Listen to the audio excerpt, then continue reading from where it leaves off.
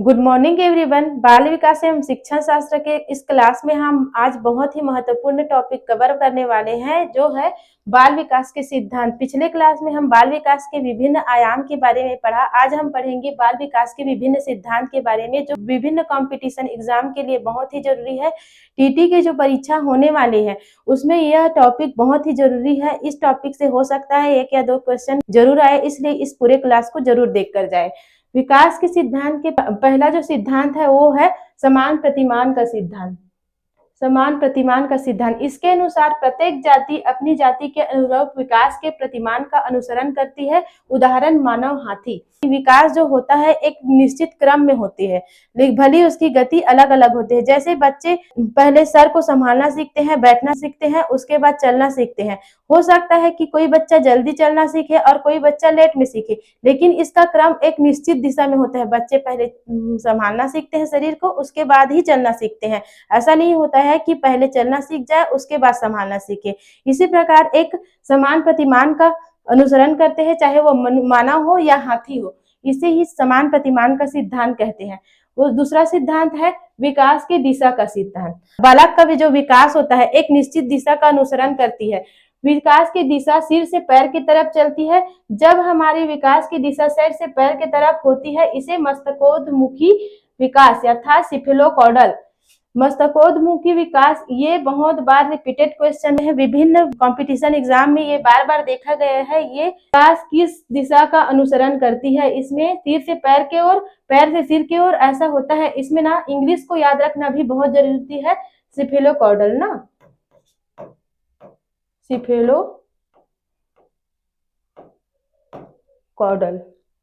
अर्थात मस्तकोद्मुखी, ये बहुत ही जरूरी टॉपिक है। इसे याद रखना बहुत ही जरूरी है कि विकास एक निश्चित दिशा का अनुसरण करती है। सिर से पैर तक उसका विकास होता है। बालक पहले सर को संभालना सीखता है, उसके बाद वह चलना सीखता है। इसे ही सिर से पैर के तरफ का सिद्धांत कहते हैं। ये दिशा का अनुसरण करती है, ठीक है। दूसरी तरफ जब हमारे विकास का क्रम मध्य से शुरू होता है और उसके बाद बाहर की तरफ होता है। पहले हम लोग छोटे छोटे अपने उंगलियों को संभालना सीखते हैं, ठीक है। उंगलियों को, हाथ को, सब कुछ चलाना सीखते हैं। उसके बाद बाहर की तरफ हम कार्य करना स्टार्ट करते हैं। इसे क्या कहते हैं?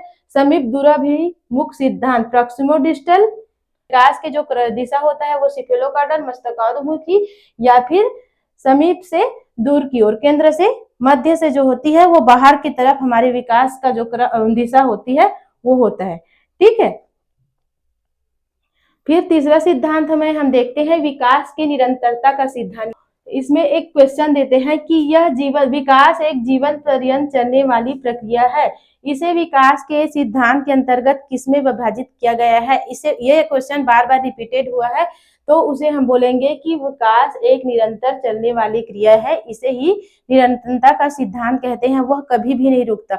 विकास हमारे जन्म से लेकर हमारे मृत्यु तक चलता रहता है। ये निरंतर एक दिशा का पालन करती है, वो हमेशा चलती रहती है, कभी भी नहीं रुकती। इसी से हम वृद्धि और विकास में अंतर समझ पाते हैं। वृद्धि एक उम्र के बाद होना बंद हो जाती है। जैसे हम निश्चित हाइट तक बढ़ते हैं, उसके बाद हमारे वृद्धि होना बंद हो जाता है। लेकिन विकास ऐसा होता है कि कुछ ना कुछ विकास, जैसे एक बुजुर्ग है, उसका हाइट नहीं बढ़ रहा है, लेकिन वो कुछ ना कुछ सीख रहा होता है। एक बच्चे से वो कुछ सीख सकता है या फिर बच्चे को सिखा सकता है। इस प्रकार विकास हमेशा होता रहता है। जब तक हमारी मृत्यु नहीं हो जाती तब तक विकास होता ही रहता है। इसे ही निरंतरता का सिद्धांत कहते हैं। उसके बाद सामान्य से विशिष्ट क्रियाओं की ओर सिद्धांत। चौथा सिद्धांत है सामान्य से विशिष्ट क्रियाओं का सिद्धांत। हमारा विकास सदैव सामान्य से विशिष्ट क्रियाओं की ओर चलता है, न कि विशिष्ट से सामान्य की ओर। ये बहुत ही इंपॉर्टेंट क्वेश्चन है कि पहले विकास सामान्य से विशिष्ट क्रियाओं की ओर होता है। ऐसा नहीं कह सकते कि विकास विशिष्ट से सामान्य की ओर है। पहले हम छोटे छोटे चीजों को करना सीखते हैं, फिर विशिष्ट क्रियाओं को करते हैं। इसे ही सामान्य से विशिष्ट से का सिद्धांत कहा जाता है। पूर्वानुमान का सिद्धांत। विकास पूर्वानुमान होता है क्योंकि हम पहले से ही अनुमान लगा सकते हैं कि विकास किस दिशा में ज्यादा होगा।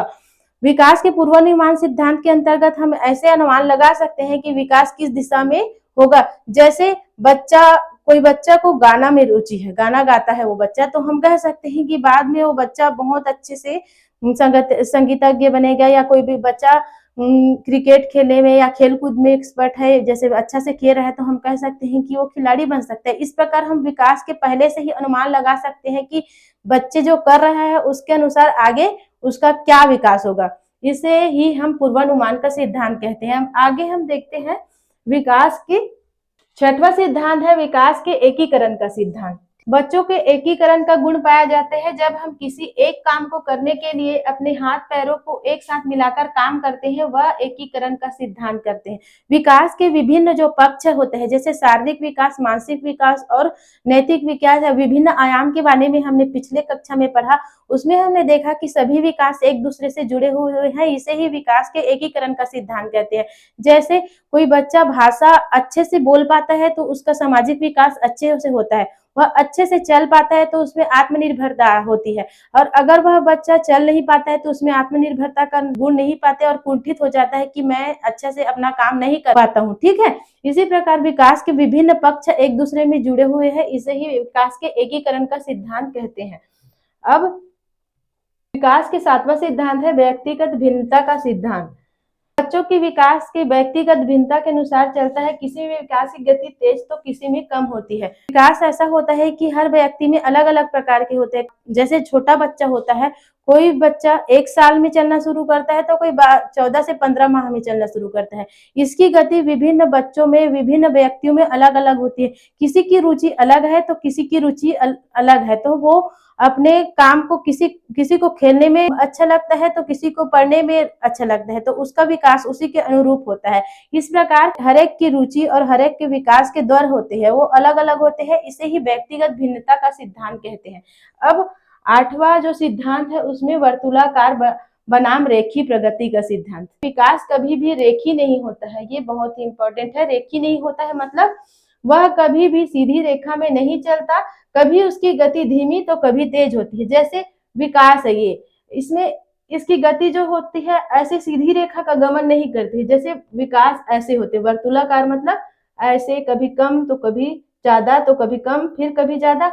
मतलब कोई बच्चा बचपन में जो बच्चों के शारीरिक विकास होती है वो शिशुअवस्था में बहुत ज्यादा होती है, फिर बच्चे खेलने लगते हैं तो ऐसा होता है कि उसके वजन एक निश्चित आयु आने के बाद उसके वजन ना जो स्थिर रह जाता है, लेकिन फिर उसका वजन किशोरावस्था में उसका शारीरिक विकास जो है वो बहुत ज्यादा तीव्र गति से होने वाला लगता है। इसी प्रकार विकास जो होता है कभी बढ़ता है, कभी कम होता है, कभी बढ़ता है, कभी कम होता है, कभी बढ़ता है। इसे ही कहते हैं वर्तुलाकार बनाम रेखीय प्रगति का सिद्धांत। विकास की जो गति है वो वर्तुलाकार होती है, ये रेखीय नहीं होती है, एक सीधी रेखा का गमन नहीं करती, बल्कि कभी कम तो कभी ज्यादा वर्तुलाकार रेखा का गमन करती है। इस प्रकार हम विकास के विभिन्न सिद्धांत के बारे में अच्छे से पढ़ा, जो हमारे एग्जाम के लिए बहुत ही इंपॉर्टेंट है।